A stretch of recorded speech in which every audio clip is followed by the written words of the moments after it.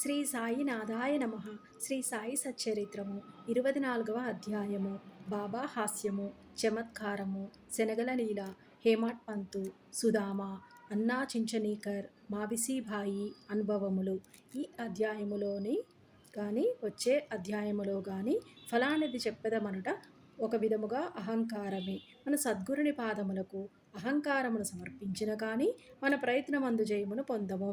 మన అహంకార రహితులమైనచో మన జయము నిశ్చయము. సాయిబాబాను పూజించుటచే ఇహవర సౌఖ్యములు రెంటిని పొందవచ్చును. మన మూల ప్రకృతి యందు పాతుకొని శాంతి సౌఖ్యములను పొందెదము. కాబట్టి ఎవరైతే తమ క్షేమమును కోరెదరో వారు గౌరవాదరములతోనూ సాయిబాబా లీలలను వినవలయును, మననము చేయవలయును. దీనిని నెరవేర్చినచో వారు సులభముగా జీవిత పరమావధిని పొందెదరు, తుదకు మోక్షానందమును పొందెదరు. సాధారణముగా అందరూ హాస్యము, చమత్కార భాషణమన్నా ఇష్టపడెదరు, కానీ తాము హాస్యాస్పదులగుట ఎవరునూ ఇష్టపడరు. కానీ బాబా చమత్కార మార్గము వేరు. అది అభినయముతోని కూడినప్పటికీ చాలా సంతోషదాయకముగా, నీతిదాయకముగా ఉండెడిది. కావున ప్రజలు తాము వెక్కిరింత పాలైనప్పటికీ అంతగా బాధపడేవారు కారు. హేమాడ్ పంతు తన విషయములనే ఈ క్రింద తెలుపుచున్నాడు. శనగల కథ. షిరిడీలోని ఆదివారము నాడు సంత జరిగడిది. చుట్టుప్రక్కల పల్లెల నుంచి ప్రజలు వచ్చి వీధులలోని దుకాణములు వేసుకుని వారు సరుకులు అమ్ముచుండెడివారు. ప్రతిరోజు మధ్యాహ్నం 12 గంటలకు మసీదు నిండుచుండెను. ముఖ్యముగా ఆదివారము నాడు వెక్కిరిసిపోవుచుండెను. ఒక ఆదివారము నాడు హేమాడ్ పంతు సాయిబాబా ముందు కూర్చొని బాబా పాదములొత్తుచూ మనస్సునందు జపము చేయుచుండెను. బాబా ఎడమవైపు శ్యామ, కుడివైపు వామనరావు ఉండిరి. శ్రీమాన్ బూటి, కక్కాసాహెబ్ దీక్షిత్తు మొదలగు వారు కూడా ఉండిరి. శ్యామ నవ్వుచూ అన్నా సాహెబ్తోని, నీ కోటుకు శనగ గింజలంటినట్లున్నవి చూడుము అనెను. అట్లనుచు హేమాడ్ పంతు చొక్కా చేతులను తట్టగా శనగ గింజల నేల రాలెను. హేమాడ్ పంతు తన చొక్కా ఎడమ చేతి ముందు భాగమును సాచెను. అందరికీ ఆశ్చర్యం కలుగునట్లు కొన్ని శనగ గింజలు క్రిందికి దొర్లుట ప్రారంభించెను. అక్కడున్న వారు వానిని ఏరుకొనిరి. ఈ సంఘటన హాస్యమునకు తావిచ్చెను. అక్కడున్న వారందరూ ఆశ్చర్యపడిరి. ఎవరికి తోచినట్లు వారు శనగలు చొక్కా చేతిలోని ఎట్లు ప్రవేశించి ఉండునో ఊహింపనారంభించిరి. శనగలు చొక్కాలో ఎట్లు దూరి అచట నిలువగలిగినవో హేమాడ్ పంతు కూడా గ్రహించలేకుండెను. ఎవరికిని సరియైన సమాధానము తోచక జవాబు నివ్వనప్పుడు అందరూ ఈ అద్భుతమునకు ఆశ్చర్యపడుచుండగా బాబా వీనికి అన్నాసాహెబ్కు అంటే తానొక్కడే తిను దుర్గుణమొకటి కలదు. ఈనాడు సంతరోజు శనగలు తినుటకు ఇక్కడకు వచ్చినాడు. వాని నైజము నాకు తెలియను. ఈ శనగలే దానికి నిదర్శనము. ఈ విషయములలోని ఏమి ఆశ్చర్యమున్నది అనిరి. హేమాడ్ పంతు, బాబా నేనెల్లప్పుడూ ఒంటరిగా తిని ఎరుగను. అయితే ఈ దుర్గుణమును నాపై నేలమోపెదవు. ఈనాటికి ఎన్నడూనూ షిరిడీలోని సంత నేను చూచి ఉండలేదు. ఈ దినము కూడా నేను సంతకు పోలేదు. అట్లయినచో నేను శనగలనెట్లు కొనియుంటిని? నేను కొననప్పుడు నేనెట్లు తినియుందును? నా దగ్గర నున్నవారికి పెట్టకుండా నేనెప్పుడైనను ఎప్పుడు ఏమియును తిని ఎరుగను. బాబా, అవును, అది నిజమే. దగ్గరున్న వారికిచ్చెదవు. ఎవరునూ దగ్గర లేనప్పుడు నీవు గాని నేను గాని ఏమి చేయగలము? కానీ నీవు తినుటకు ముందు నన్ను స్మరింతువా? నేనెల్లప్పుడూ నీ చెంత లేనా? నీవేదైనా తినుటకు ముందు నాకు అర్పించుచున్నావా? నీతి. ఈ సంఘటనమున బాబా ఏమి చెప్పిరో జాగ్రత్తగా గమనించడము. పంచేంద్రియముల కంటే ముందే మనస్సు, బుద్ధి విషయానందం అనుభవించును. కనుక మొదలే భగవంతుని స్మరించవలయును. ఇట్లు చేసినచో ఇది కూడా ఒక విధముగా భగవంతునికి అర్పితమగును.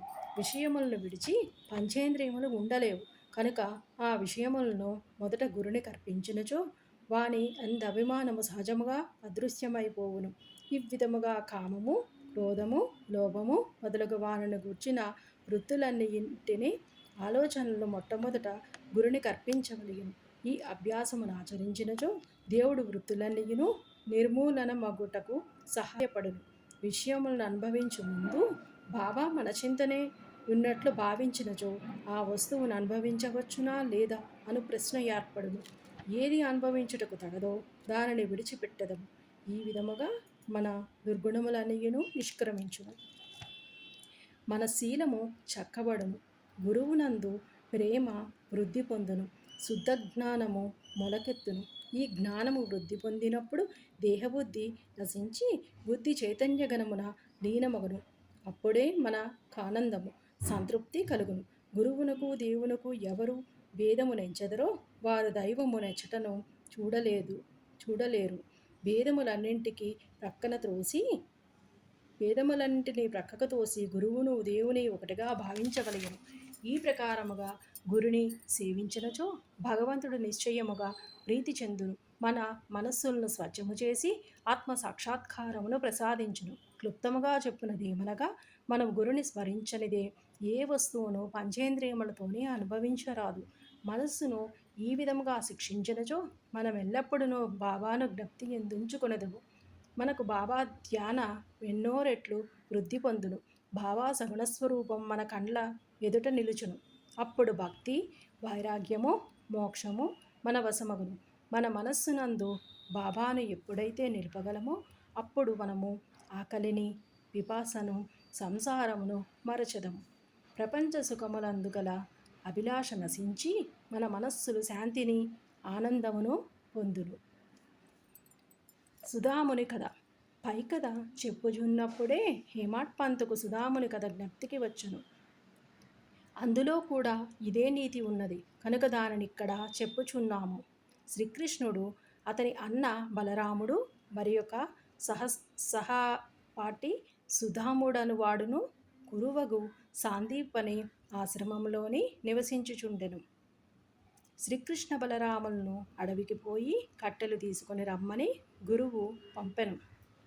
సాందీపుని భార్య సుధాముని కూడా అదే పని మీద ముగ్గురి కొరకు శనగలిచ్చి పంపెను. శ్రీకృష్ణుడు సుధాముని అడవిలోని కలిసి, దాదా నీళ్లు కావలెను, నాకు దాహము వేయుచున్నది అనెను. సుధాముడు ఉత్త కడుపుతోని నీరు త్రాగకూడదు కనుక కొంత తడవాగుట మంచిది, తన వద్ద శనగలున్నవనియును కొంచెము తినుమనియు అనలేదు. శ్రీకృష్ణుడు అలసియుండుటచే సుధాముని తొడపై తల ఉంచి గుర్రు పెట్టుచూ నిద్రపోయాను. ఇది కనిపెట్టి సుధాముడు తన జేబులోని శనగలు తీసి తినుట ఆరంభించెను. హఠాత్తుగా శ్రీకృష్ణుడు ఇట్లనెను, దాదా ఏమి తినుచుంటివి? ఎక్కడ నుంచి ఈ శబ్దం వచ్చుచున్నది? సుధాముడు ఇట్లనెను, తినుటకేమున్నది, నేను చలితో వణుకుచున్నాను. నా పండ్లు కటకటమనుచున్నవి. విష్ణు సహస్రనామమును కూడా సరిగా ఉచ్చరించలేకున్నాను. ఇది విని సర్వజ్ఞుడగు శ్రీకృష్ణుడు ఇట్లనెను, నేనొక స్వప్నమును గంటిని. అందులోని ఇంకొకరి వస్తువులను తినుచుండెను. ఏమి తినుచుంటువని అడుగగా, ఏమున్నది తినుటకమన్నా అనెను. అనగా తినుటకేమియును లేదని భావము. రెండవ వాడు తదాస్తు అనెను, దాదా ఇది ఒక స్వప్నము, నాకివ్వకుండా నీవేమియును తినవని నాకు తెలియను. స్వప్న ప్రభావముచే నీవేమి తినుచుంటివనియు అడిగితిని. శ్రీకృష్ణుడు సర్వజ్ఞుడని గాని అతని లీలలు గాని తెలిసియున్నచో సుధాముడట్లు చేసి ఉండడు. కాబట్టి అతడు చేసిన దానిని తానే అనుభవించవలసి వచ్చెను. శ్రీకృష్ణుని ప్రియ స్నేహితుడైనప్పటికీ అతని ఉత్తర కాలమంతయును గర్భదారిద్ర్యముచే బాధపడవలసి వచ్చెను. కొన్నాళ్లకు భార్య కష్టము చేసి సంపాదించి ఇచ్చి పంపిన పిడికెడు అటుకులు సమర్పించగానే శ్రీకృష్ణుడు సంతసించి ఒక బంగారు పట్టణమును అనుభవించుటకిచ్చెను. ఎవరికైతే దగ్గరున్న వారికి ఇయ్యకుండా తిను అలవాటుండునో వారు దీనిని జ్ఞప్తి ఎందించుకొనవలయను. శృతి కూడా దీనినే నొక్కి చెప్పుచున్నది.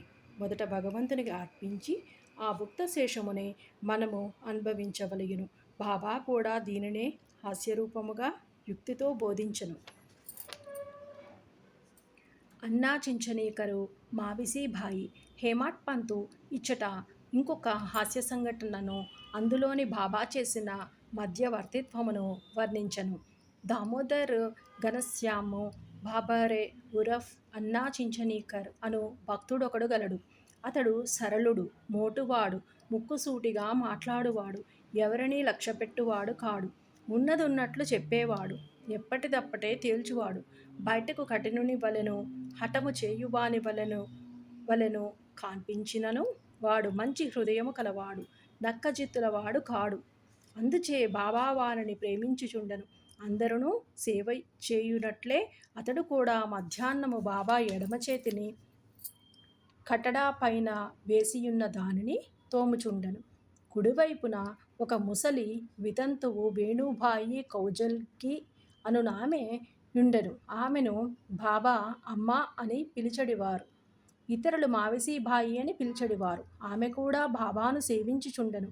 ఆమెది స్వచ్ఛమైన హృదయము. ఆమె బాబా నడుమును, మొలను, వీపును తన 2 చేతులు వ్రేళ్లు అల్లి దానితో నొక్కుచుండెను.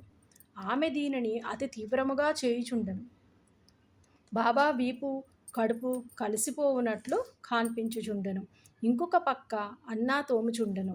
మావిసీబాయి ముఖము క్రిందకు మీదకు అగుచుండెను. ఒకసారి ఆమె ముఖము అన్నా ముఖమునకు చాలా దగ్గరగా పోయెను. హాస్యమాడు నైజము గలదొకటచే నామె ఓహో అన్నా చెడ్డవాడు నన్ను ముద్దు పెట్టుకొనుటకు యత్నించుచున్నాడు. ఇంత ముసలివాడైనప్పటికీ నన్ను ముద్దు పెట్టుకొనుటకు సిగ్గులేదా అనెను. అన్నాకు కోపం వచ్చెను. చొక్కా చేతులు పైకెత్తి అతడిట్లనెను. నేను ముసలివాడను దుర్మార్గుడనుచున్నావు. నేను వెర్రివాడనా? నీవే కలహమునకు కాలుదువ్వుచున్నావు. అక్కడున్న వారందరూను ఈ ముసలివాండ్ర కలహమును చూచి నవ్వుచుండిరి. బాబా ఇద్దరినీ సమానముగా ప్రేమించువారు కనుక ఇద్దరినీ ఓదార్చవలెననియు తలచి ఈ క్రింది విధముగా నేర్పుతో సమాధానపరచిరి. బాబా ప్రేమతోని ఓ అన్నా, ఎందుకు అనవసరముగా గోల చేయుచున్నావు? తల్లిని ముద్దు పెట్టుకొనుచు దానిలోని ఔనిచిత్యమేమి అనెను. బాబా మాటలు విని ఇద్దరును సంతుష్టి చెందిరి. అందరూ సరదాగా నవ్విరి. బాబా చమత్కారమునకు హృదయానందపూరితులైరి. బాబా నైజము భక్త పరాయణత్వము. బాబా తన భక్తులకు వారి వారి ఇష్టానుసారము సేవ చేయుటకు అనుమతించుచుండెను. దీనిలోని ఇతరుల జోక్యము కలుగు చేసుకొనుట బాబాకిష్టము లేదు. ఒక ఉదాహరణము నిచ్చెదను. ఈ మావిసి భావియే ఇంకొకప్పుడు బాబా పొత్తి కొడుకును తోముచుండెను. ఆమె ప్రయోగించు బలమును చూచి ఇతర భక్తులు ఆతురతపడిరి. వారిట్లనిరి, అమ్మా కొంచెము మెల్లగా తోముము. బాబా కడుపులోని ప్రేవులు నరములు తెగిపోగలవు.